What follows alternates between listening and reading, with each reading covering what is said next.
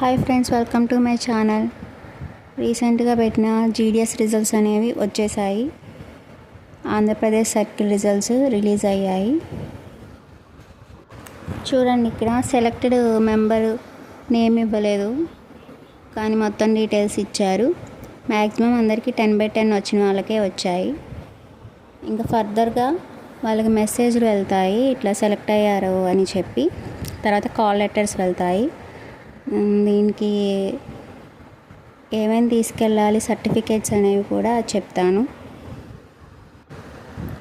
వాళ్ళు సర్టెన్ డివిజన్కి రమ్మన్నప్పుడు మనం 10th క్లాస్ మార్క్స్ మెమో ఒరిజినల్ను రిజర్వేషన్ కింద పెట్టుకున్న వాళ్ళు ఉంటారు, బీసీ ఎస్సీ ఎస్టీ వాళ్ళు caste certificate original, computer knowledge ఉంటే అది కూడా ఒరిజినల్ తీసుకొని వెళ్ళండి.